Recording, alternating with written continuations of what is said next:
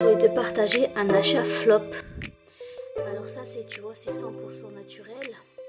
J'ai vu d'où ça venait, j'ai vu comment ça a été fait. C'est bien, mais je voulais faire une harmonie chez moi, créer une harmonie de paix le soir. Mais j'ai vu un peu les retours et au niveau de la santé. Tu allumes ça en fait, c'est toxique. Ce que tu peux respirer, c'est toxique. Donc voilà, achat flop. Avant de commencer, je voulais te parler de quelque chose qui est assez original. J'ai trop envie de m'acheter et j'en vois pas souvent chez les gens. Et c'est quelque chose qui est vraiment hygiénique, c'est d'acheter des douchettes pour les toilettes, pour s'essuyer à l'eau. Donc c'est pas pour ne pas acheter du papier toilette, hein.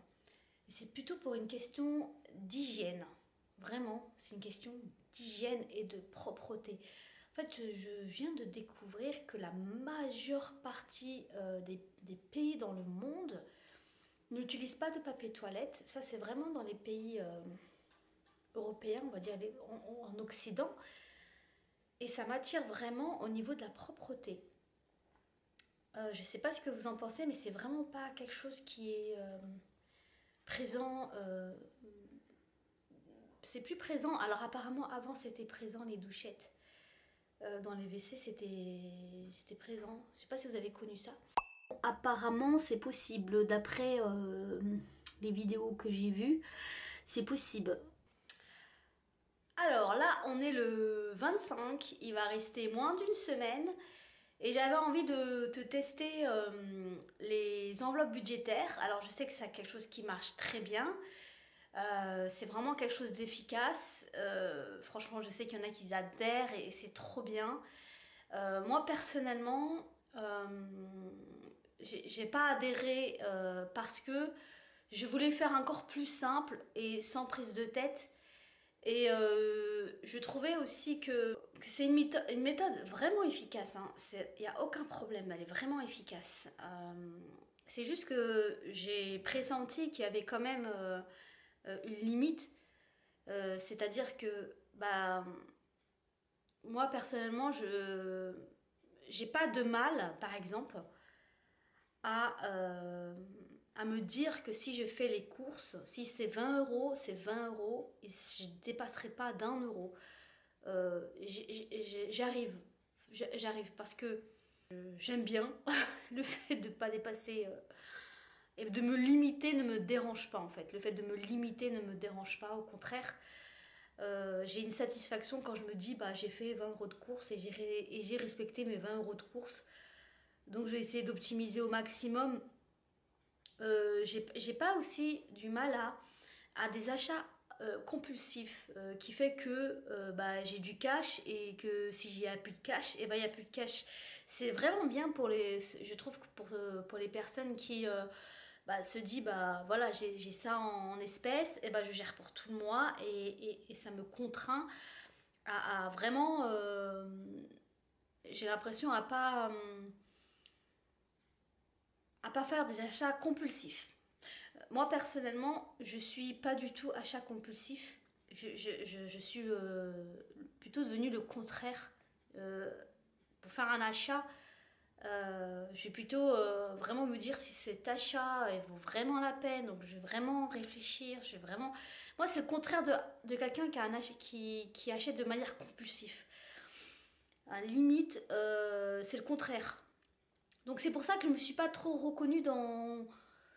j'ai pas trouvé ma place dans les enveloppes budgétaires, même si je trouve encore une fois que c'est très efficace. Vraiment, mais ça correspond pas à mon profil.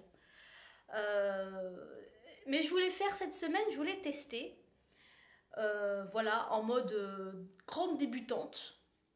Grande débutante, voilà, je vais tester les enveloppes budgétaires en mode grande débutante, sachant que je voulais te rappeler que dans les e-books, si je te partage ma manière à moi, qui je trouve qui est la plus simple, en mode j'ai pas le temps pour le budget, donc c'est vraiment en mode par exemple, je vais donner un exemple, il n'y a pas besoin de matériel. Je trouve que c'est plus adapté pour les très très petits budgets.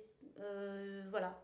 Après, je pense que chacun est attiré en fonction de s'il trouve satisfaction ou pas. Moi, je trouve satisfaction dans la manière que je fais.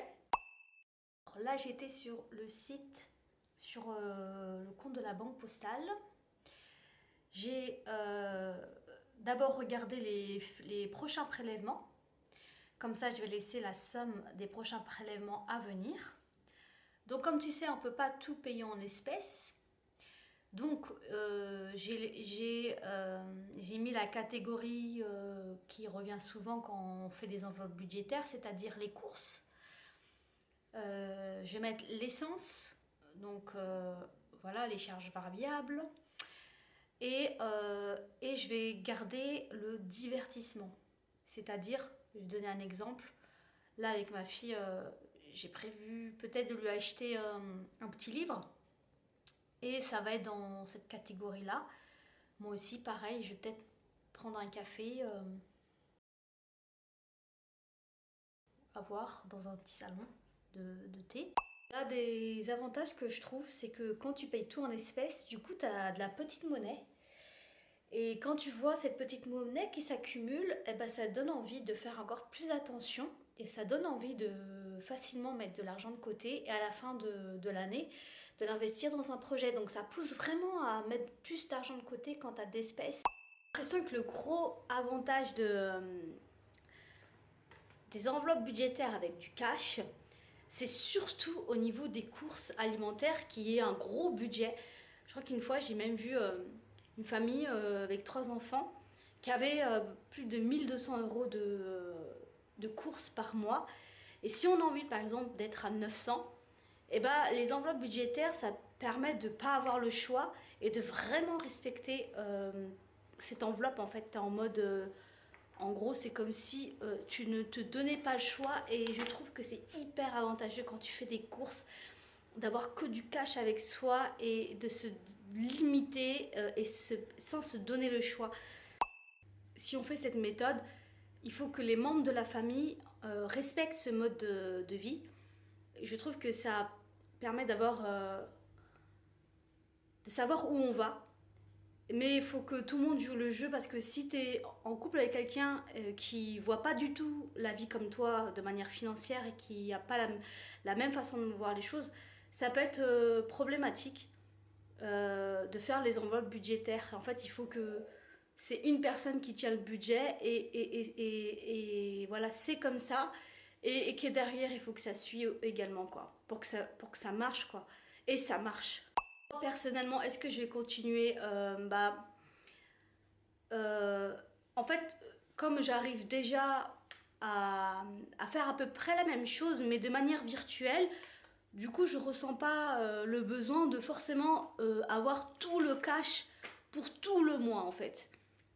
Je trouve que je préfère le côté pratique, viser la simplicité, mais ça reste quand même quelque chose de relativement intéressant à faire quotidiennement.